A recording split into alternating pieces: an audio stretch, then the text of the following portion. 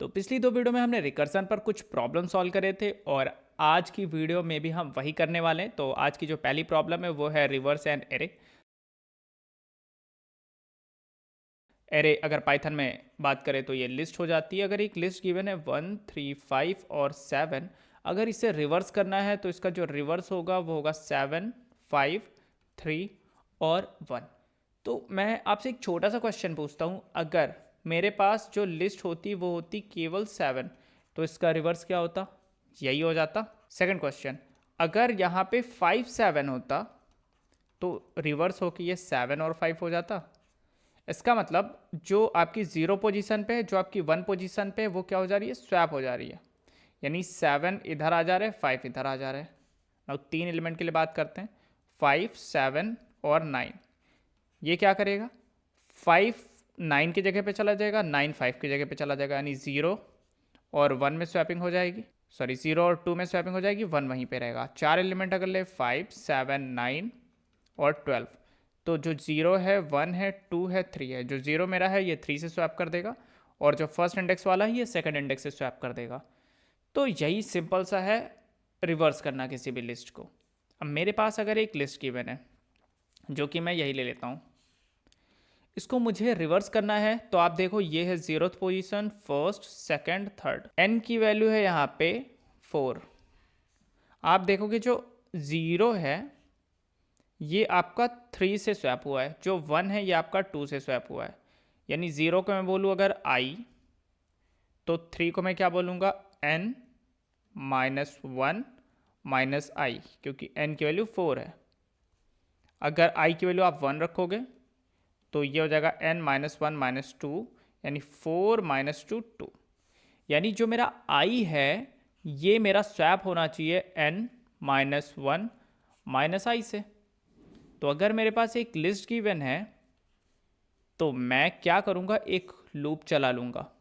Okay, loop मैं 0 से चला के n तक लूप चला लेता हूँ, 0 से n माइनस 1 तक चलेगा और हर बार मैं स्वैप करता रहूँगा i को n माइनस 1 माइनस आई से।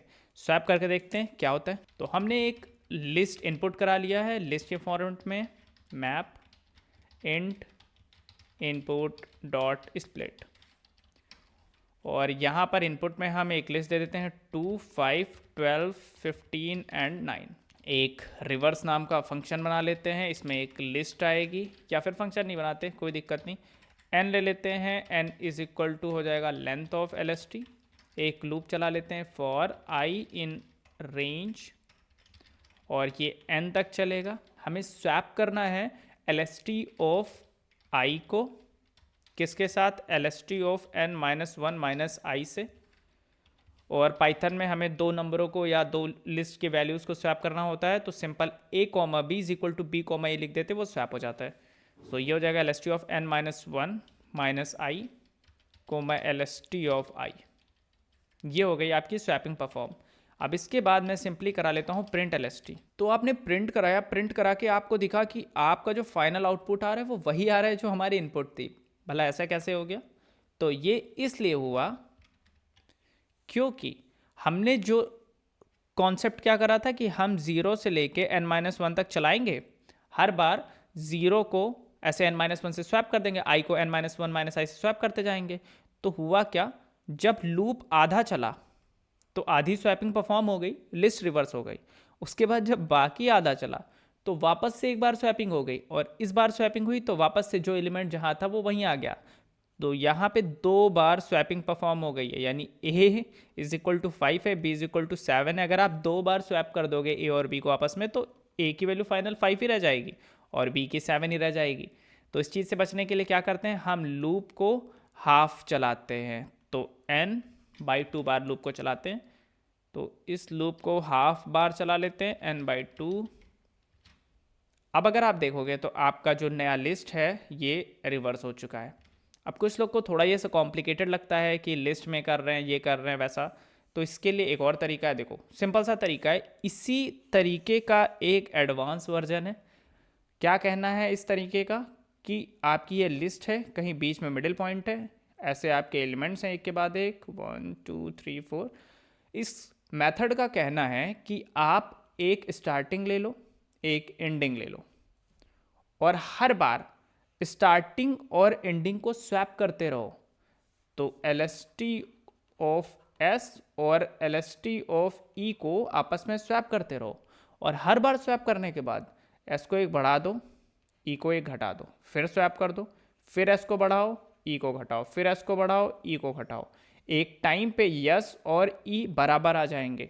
इसके बाद वापस से S आगे बढ़ जाएगा, E पीछे चला जाएगा। तो हम एक कंडीशन लगा देते हैं कि जब तक मेरा जो S है ये लेस देन हो या इक्वल टू है एंड के, तब तक मैं S और E पे रखी हुई वैल्यूज को स्वैप करता रहूंगा, S को बढ़ाता रहूंगा, एंड को घटाता रहूंगा। तो इसी का कोड लिख लेते हैं जल्दी से। दो वेरिएबल लेते हैं, एक S is equal to 0, and is equal to n-1। एक लूप चला लेते हैं कि जब तक S की वैल्यू लेस देन है या इक्वल टू है एंड के, LST of S comma LST of E आपस में स्वैप होता रहेगा। ये बन जाएगा LST of E comma LST of S।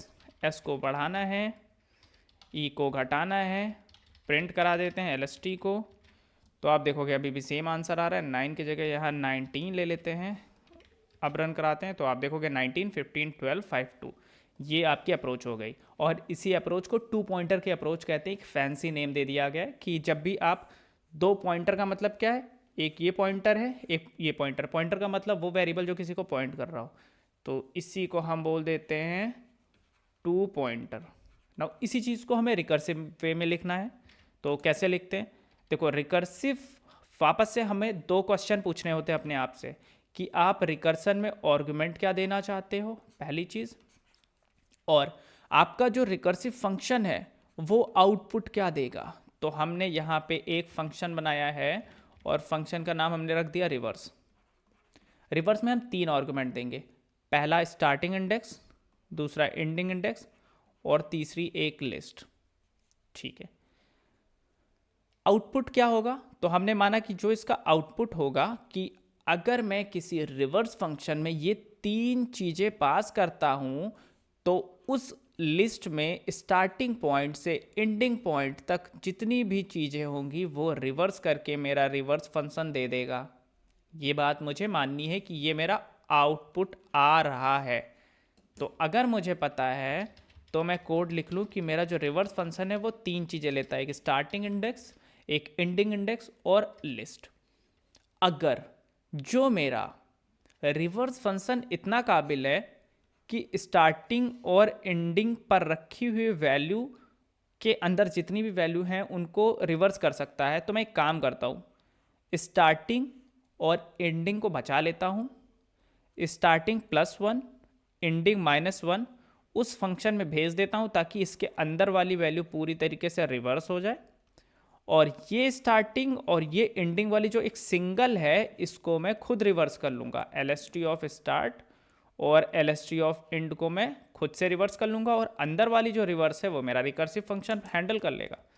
तो मुझे सिंपल सा करना है कि LST ऑफ स्टार्ट और LST ऑफ एंड आप सिर्फ इन दोनों को रिवर्स कर दो और बाकी जो कुछ भी है वो मेरा रिकर्सिव फंक्शन संभाल लेगा। तो मैंने रिवर्स को बोला S+1 आप हो जाओ, एंड -1, बीच की जो भी चीज़ें हैं वो रिकर्सिव फंक्शन को दे दो, सारा काम उसे करने दो और छोटा सा काम हम लोग कर लेते हैं। अब एक इसमें बेस कंडीशन फंसती है कि S हर बार बढ़ रहा है, E घट रहा है, तो अगर कहीं स्टार्टिंग की वैल्यू ग्रेटर देन एंडिंग के निकल गई वहाँ पे मैं बेझिझक रिटर्न कर दूंगा, यानी अब ये 2 लाइनें नहीं चलने वाली। अब मैं अगर रिवर्स फंक्शन कॉल कर रहा हूँ, और याद रखना यहाँ पे कुछ रिटर्न नहीं हो रहा है क्योंकि जो मेरा ये रिकर्सिव फंक्शन है ये उसी लिस्ट में मेरा चेंज कर दे रहा है। Now let's change some input. तो आप देखोगे ये हमारा रिवर्स हो चुका है। तो ये थी हमारी आज की वीडियो। अगर वीडियो पसंद आई है तो लाइक कर दो, चैनल पे नए आए हो तो सब्सक्राइब कर दो, और हम लोग मिलेंगे नेक्स्ट वीडियो में नई प्रॉब्लम के साथ। तब तक के लिए टेक केयर।